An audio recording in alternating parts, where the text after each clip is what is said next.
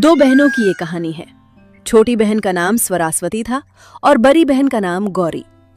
दोनों बहनों की शादी बहुत कम उम्र में ही कर दी गई थी। स्वरास्वती लक्ष्मी की सगी बेटी थी, इसलिए लक्ष्मी ने उसके लिए एक अमीर और अच्छे घर का लड़का देखकर उसकी शादी करा दी। लेकिन गौरी लक्ष्मी की सौतेली बेटी थी, इसी कारण उसके साथ हमेशा भेदभाव किया गया। लक्ष्मी ने गौरी की शादी एक गरीब घर के लड़के से कर दी। मां होते हुए भी लक्ष्मी के दिल में अपनी सौतेली बेटी के लिए वो ममता और अपनापन कभी नहीं रहा, और यही बात आगे चलकर दोनों बहनों की जिंदगी में बड़ा अंतर पैदा कर गई। तो बेटी स्वरास्वती, आज तू वापस अपने ससुराल चली जाएगी।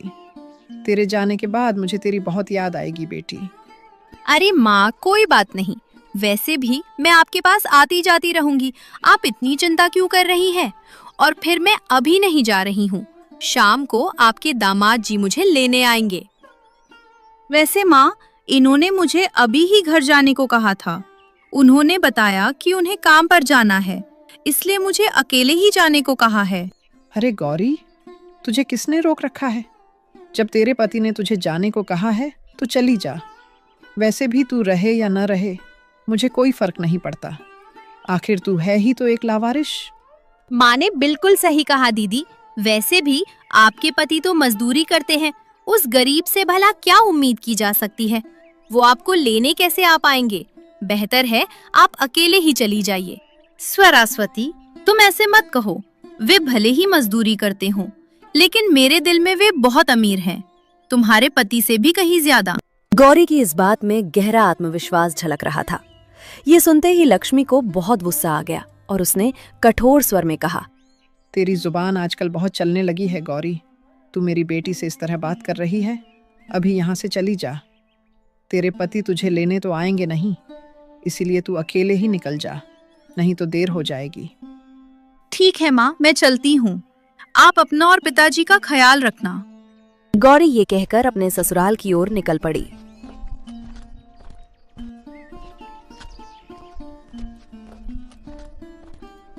गौरी घर जाने के लिए पास खड़ी एक चाचा की बैलगाड़ी के पास आ जाती है और उनसे कहती है, अरे चाचा जी, क्या आप मुझे मेरे घर तक छोड़ देंगे? अरे बेटी, मैं तो यहाँ लोगों को उनके लक्ष्य स्थान तक पहुंचाने के लिए ही खड़ा हूँ। वैसे बेटी, तुम्हारा घर यहाँ से कितनी दूर है? चाचा जी, मेरा घर ज्यादा दूर नहीं है। बाजार के उस पार पहुँचते ही मेरा घर आ जाएगा। तकरीबन आधे घंटे से थोड़ा पहले ही हम वहाँ पहुँच जाएंगे चाचा। अच्छा तो बेटी, चलो बैलगाड़ी में बैठ जाओ, मैं तुम्हें घर तक पहुँचा देता हूँ, और उसके बाद आज के लिए मैं भी अपने घर चला जाऊंगा।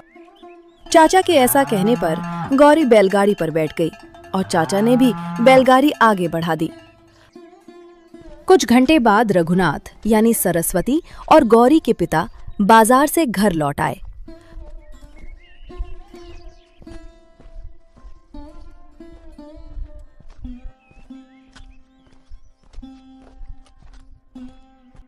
अरे भाग्यवान, कहाँ हो तुम? देखो, मैं बाजार से दोनों बेटियों के लिए सब्जी लेकर आया हूँ। आज दोनों बेटियां चली जाएंगी ना? रघुनाथ की पुकार सुनते ही लक्ष्मी बाहर आ जाती है और कहती है, अरे, आप बाजार से आ गए? और जी, गौरी तो घर चली गई है। उस लावारिश को उसका पति भी लेने नहीं आया था, इसलिए वह अकेली ही चली गई। क्या? लेकिन तुम उसकी माँ होते हुए भी उसे अकेले क्यों जाने दी? दोपहर का खाना हम चारों साथ में खा लेते, उसके बाद मैं खुद उसे घर छोड़ आता। और भला कोई माँ अपनी ही बेटी को लावारिश कहकर कैसे बुला सकती है? बेटी? अरे, वह तो आपकी पहली पत्नी की बेटी थी। मेरी बेटी तो सरस्वती है। मैं भला कब से उस लावारिस की माँ बन गई? क्या अब बेकार की जिम्मेदारियां भी मेरे ही सिर मढ़ी जाएंगी? अरे भाग्यवान, मानता हूं कि गौरी तुम्हारी सगी बेटी नहीं है, लेकिन वह मेरे ही खून की औलाद है। अगर तुम उसे माँ का थोड़ा सा प्यार दे दोगी तो क्या सच में तुम्हारा कुछ बिगड़ जाएगा? अरे जी, ये सब बातें आपको समझाकर भी कोई फायदा नहीं। आप जरा बाजार का सामान मुझे दे दीजिए, मैं रसोई में जाकर खाना बनाने लगती हूँ। दामाद जी सरस्वती को लेने आने वाले हैं, खाना खाकर ही जाएंगे। लक्ष्मी ये कहते हुए रघुनाथ से बाजार का ठेला लेकर रसोई की ओर चली गई। पता नहीं भाग्यवान की ये भेदभाव भरी जिद आखिर कब खत्म होगी।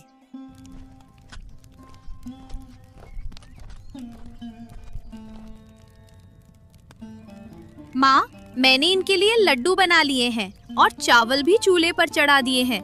अब बस सब्जी बनानी बाकी है। पिताजी सब्जी लेकर आ गए हैं, तो चलो अब जल्दी से सब्जी भी बना लेते हैं। हाँ बेटी, तेरे पिताजी बाजार से ताज़ी ताज़ी सब्जियां ले आए हैं। आज दामाद जी को खूब खिलाएंगे। आखिर बहुत दिनों बाद अपने ससुर के घर आएंगे ना। लक्ष्मी अपनी बेटी सरस्वती के पति से भी बहुत प्यार करती थी, लेकिन गौरी के पति के साथ वे ठीक वैसा ही व्यवहार करती थीं, जैसा वे खुद गौरी के साथ करती थीं। चलिए माँ, अब देर न करते हुए सब्जियों को गमले में रखकर जल्दी जल्दी काट लेते हैं। इसके बाद दोनों मिलकर सब्जियां काटने में लग गए।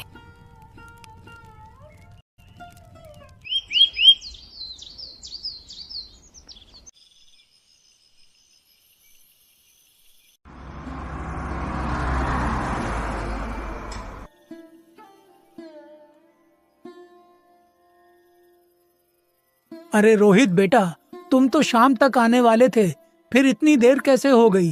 रास्ते में कहीं कोई तकलीफ तो नहीं हुई ना? अरे नहीं पिताजी, मुझे कोई तकलीफ नहीं हुई।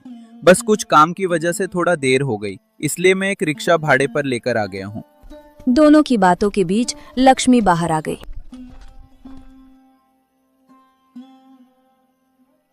अरे दामाद जी, तुम आ गए, लेकिन इतनी देर कैसे हो गई बेटा? तुमने तो कहा था कि तुम शाम को आ जाओगे। माँ जी, काम की वजह से थोड़ा देर हो गई। वैसे आप कैसी है? और स्वरास्वती कहाँ है माँ जी? वो दिखाई नहीं दे रही। अरे बेटा, मैं ठीक हूँ और स्वरास्वती तुम्हारे लिए खाने का इंतजाम कर रही है। भाग्यवान, तुम भी जाकर स्वरास्वती की मदद कर दो, ताकि दोनों आराम से खाना खा लें और जल्दी घर के लिए रवाना हो सके, क्योंकि रात काफी हो चुकी है। रघुनाथ के ऐसा कहने के बाद लक्ष्मी रसोई की ओर चली गईं। कुछ समय बाद लक्ष्मी और स्वरास्वती खाना लेकर बाहर आ गईं। दामाद जी, आज तुम्हारे आने की खबर सुनकर तुम्हारे लिए ढेर सारा खाने का इंतजाम किया है बेटा, जी भर कर खाओ। आप लोगों का बहुत बहुत शुक्रिया माँ जी। लेकिन गौरी दीदी और उनके जीजा जी दिखाई नहीं दे रहे हैं। क्या वे दोनों नहीं आए? अपने पति की ये बात सुनकर स्वरास्वती गुस्सा हो जाती है और कहती है, अरे जी, इस समय उन लोगों के बारे में पूछने की क्या जरूरत है भला? आपके लिए माँ और मैंने इतने अच्छे से ढेर सारा खाने का इंतजाम किया है। आप पिताजी के साथ आराम से खाना खाइए। स्वरास्वती की ऐसी बातें सुनकर रघुनाथ के मन में गुस्सा तो आया, लेकिन रोहित के सामने उन्होंने अपना गुस्सा जाहिर नहीं होने दिया।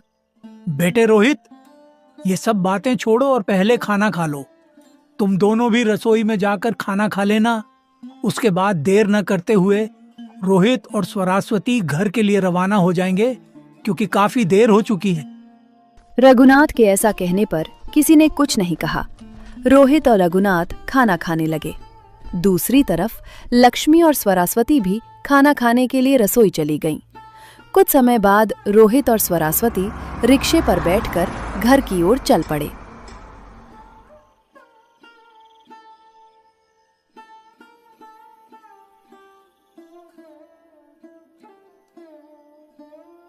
भाग्यवान, आज मैं काम की वजह से तुम्हें लेने नहीं आ पाया।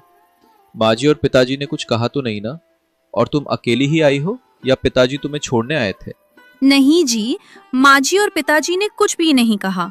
मैं अकेली ही आ गई, क्योंकि उस समय पिताजी बाजार गए हुए थे।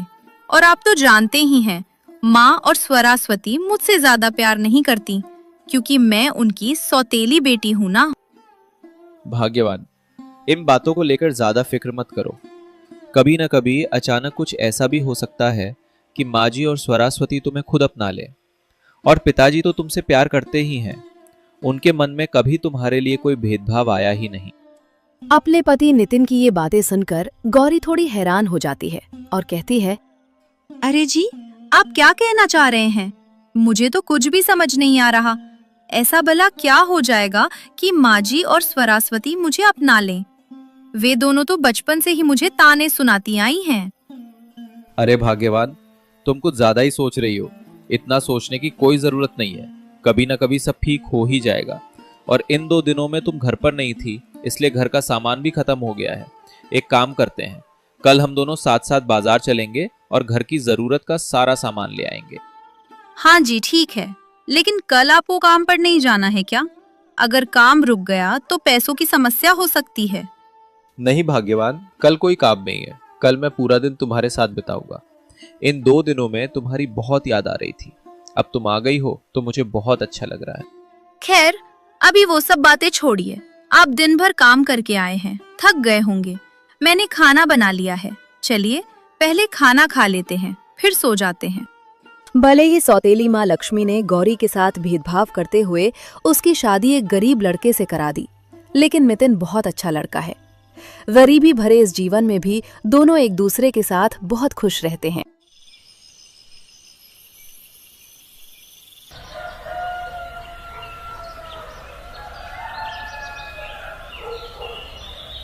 अगले दिन नितिन और गौरी साथ साथ बाजार खरीदारी करने आ गए।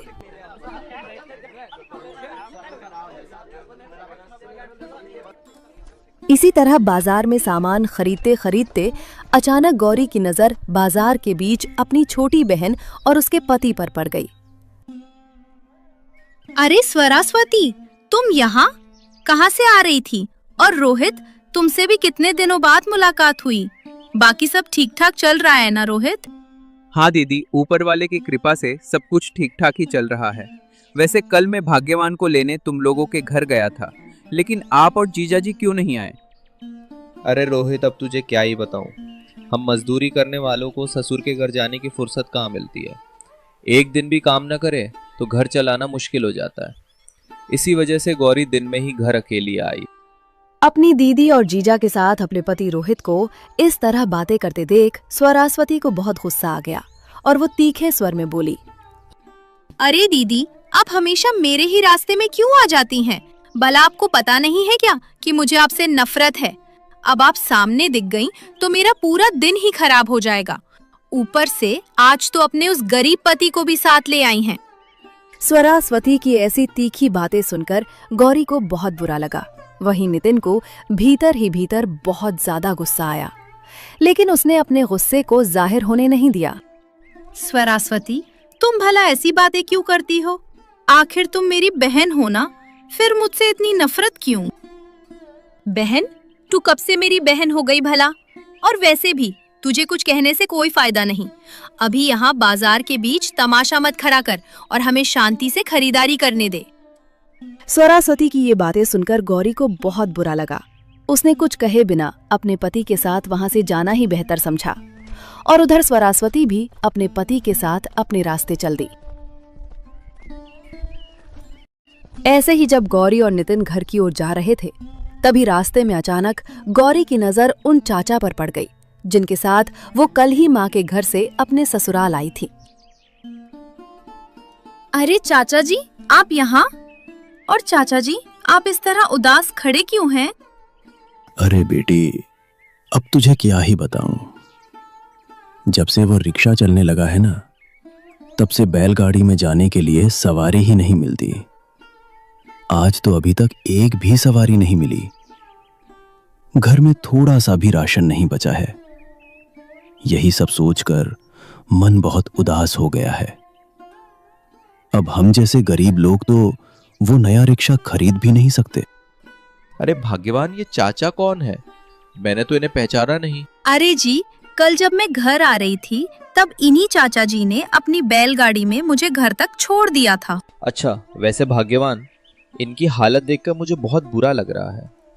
और जैसा इन्होंने बताया कि आज इनके घर में थोड़ा सा भी राशन नहीं है, तो क्यों ना हम जो सामान अपने घर के लिए लाए हैं उसमें से इन्हें दे दें। इससे इनकी मदद भी हो जाएगी और हमारे लिए थोड़ा सा सामान रख लेंगे। अरे जी, आपने तो बिल्कुल मेरे दिल की बात कह दी। चलिए, हम अपने सामान में से इन्हें कुछ सामान दे देते हैं। चाचा जी, क्या आपके पास ठेला है? आप हमारे सामान में से कुछ सामान ले लीजिए। हाँ बेटी, मेरी बैलगाड़ी में हमेशा एक ठेला रखा रहता है। चाचा जी के ऐसा कहने पर गौरी ने अपने ठेले से कुछ सामान निकाला और आदर पूर्वक चाचा जी को दे दिया। बेटी, तुम दोनों का दिल सच में बहुत बड़ा है।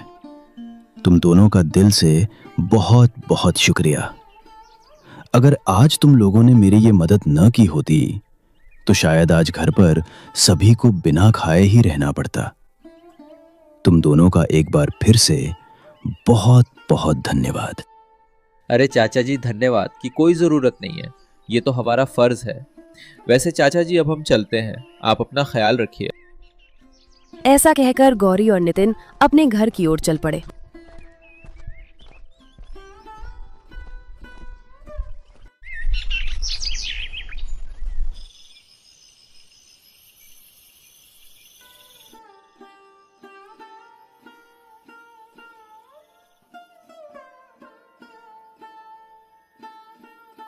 भाग्यवान, मुझे तुमसे एक बात पूछनी थी।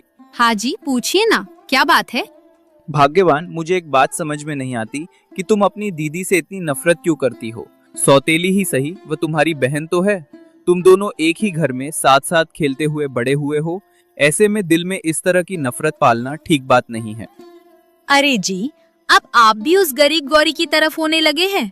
आखिर आपने उस लावारिस गौरी में ऐसा क्या देख लिया जो आप मुझसे इस तरह बातें कर रहे हैं?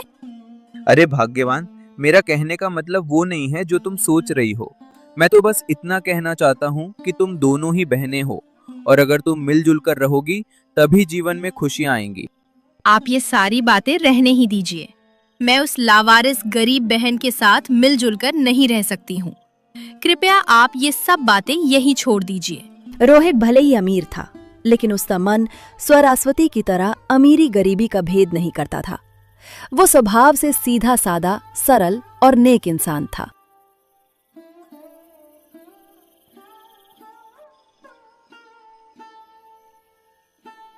रघुनाथ अकेले चारपाई पर हाथ बांधे बैठे थे और मन ही मन खुद से बातें कर रहे थे। पता नहीं भाग्यवान और स्वरास्वती गौरी से क्यों इतना नफरत करती हैं। सौतेली हुआ तो क्या हुआ, वह भी इसी घर की बेटी है। आज जो मैंने बाजार जाते देखा, उसके बाद तो स्वरास्वती ने हद ही कर दी। सबके सामने बाजार में अपनी दीदी से वैसा व्यवहार कौन करता है भला।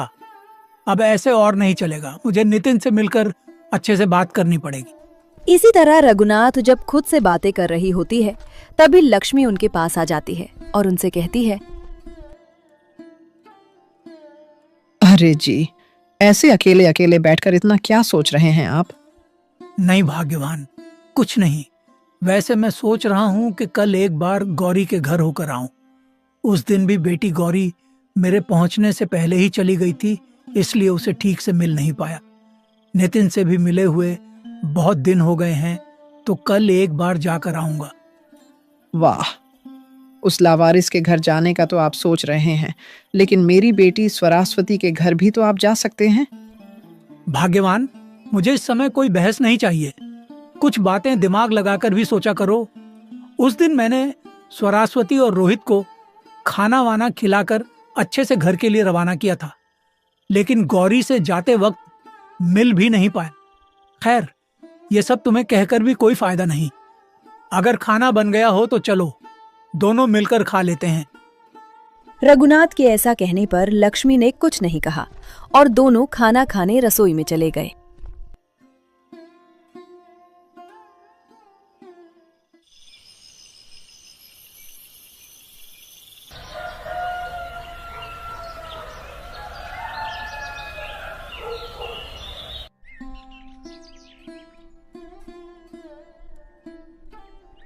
शांत भरी सुबह थी। चारपाई पर नितिन बैठा हुआ था, उसके पास चाय का कप। तभी गौरी नितिन के पास आ जाती है।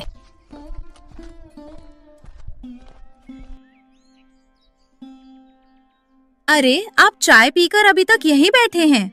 आज आपको काम पर नहीं जाना है क्या? कल भी तो पूरा दिन घर का सामान खरीदने में ही चला गया था।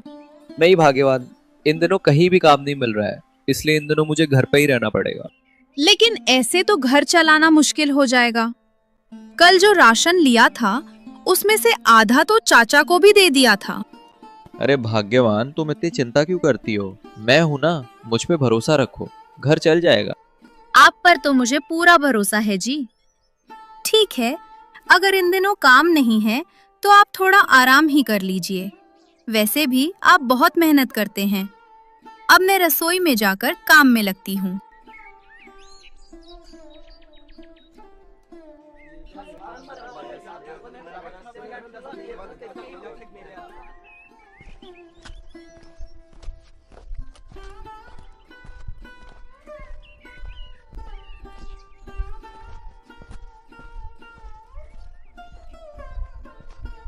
अरे पिताजी, आप ऐसे अचानक?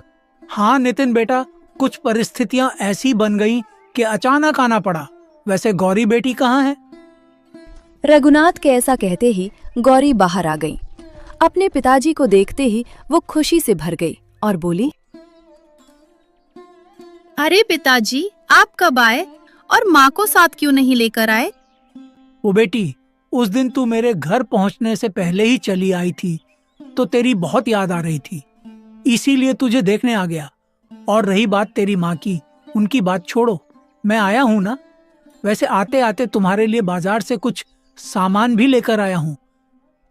रघुनाथ ऐसा कहकर सामान का ठेला गौरी को दे देते हैं और फिर चारपाई पर बैठ जाते हैं। पिताजी, आप इनसे बातें कीजिए, मैं आप दोनों के लिए रसोई में जाकर चाय बनाती हूँ। ऐसा कहकर गौरी चाय बनाने रसोई में चली जाती है। बेटे नितिन, भाग्यवान और स्वरास्वती का भेदभाव और उनकी जिद दिन ब दिन जिस तरह बढ़ रही है, उसे देखकर मुझे चिंता हो रही है। मुझे लगता है कि अब हमें सब कुछ सबके सामने लाना ही पड़ेगा, नहीं तो भाग्यवान कभी गौरी को माँ का प्यार नहीं देंगे। एक तो वह सौतेली बेटी है, ऊपर से गरीब घर की बहू। कम से कम तुम्हारा सच जानकर भाग्यवान गौरी को बेटी का प्यार दे ही देंगे शायद। हाँ पिताजी, आपने बिल्कुल सही कहा। कल भी बाजार में मिलने पर स्वरास्वती ने भाग्यवान को बहुत सुनाया, लेकिन मैंने वहां कुछ नहीं कहा। आपके कहे मुताबिक अब सब कुछ सबको बता देने में ही भलाई है। और वैसे भी पिताजी ने जो समय दिया था वो भी लगभग खत्म हो चुका है और अब मेरे अपने असली घर जाने का वक्त आ चुका है। तो बेटे, अब मैं यहाँ आ ही गया हूँ तो कुछ देर यहीं रुक लेता हूँ। उसके बाद तुम और गौरी मेरे साथ हमारे घर चलना। फिर वहीं पर हम स्वरास्वती और रोहित को भी बुला लेंगे और तुम्हारा असली सच सबके सामने रख देंगे। मेरा मन कहता है कि तुम्हारी सच्चाई जानकर सब हैरान रह जाएंगे और दूसरी ओर भाग्यवान व स्वरास्वती गौरी को भले ही अमीरी के लालच में ही सही अपना ही लेंगे। हाँ पिताजी, आपकी बात एकदम सही है। मैंने गौरी को बहुत करीब से देखा है। वो भले ही सबके सामने हंसी मुस्कुराती रहती है, लेकिन अपने मन में माँ और बहन के भेदभाव की जिद के कारण वो बहुत गहरा दुख लेकर बेचारी चुपचाप जी रही है। हाँ नितिन बेटे, मुझे सब पता है। गौरी बेटी को बचपन से ही इस भेदभाव भरी जिंदगी में जीना पड़ रहा है। इसी वजह से उस भेदभाव भरी शादी में भाग्यवान के घमंड को एक दिन तोड़ने के लिए मैंने तुम्हें देखकर गौरी की शादी कर दी। लेकिन अब समय आ गया है कि सारा सच सबके सामने आ जाए। इसी तरह जब रघुनाथ और नितिन बातें कर रहे होते हैं, तभी गौरी चाय लेकर आ जाती है। पिताजी, चाय पी लीजिए और अगर आपको कोई दिक्कत ना हो तो आज यहीं रुक जाइए। वैसे भी आप बहुत दिनों बाद आए हैं। अरे बेटी, मैं तो अभी नितिन से वही बात कर रहा था। आज मैं यहाँ नहीं रुकूंगा, बल्कि तुम दोनों मेरे साथ हमारे घर चलोगे। लेकिन पिताजी, ऐसे अचानक क्यों? वहां जाकर तुम्हें सब कुछ खुद ब खुद पता चल जाएगा बेटी। रघुनाथ के ऐसा कहने के बाद सबने चाय पी। फिर रघुनाथ नितिन और गौरी को अपने साथ लेकर अपने घर की ओर चल पड़े।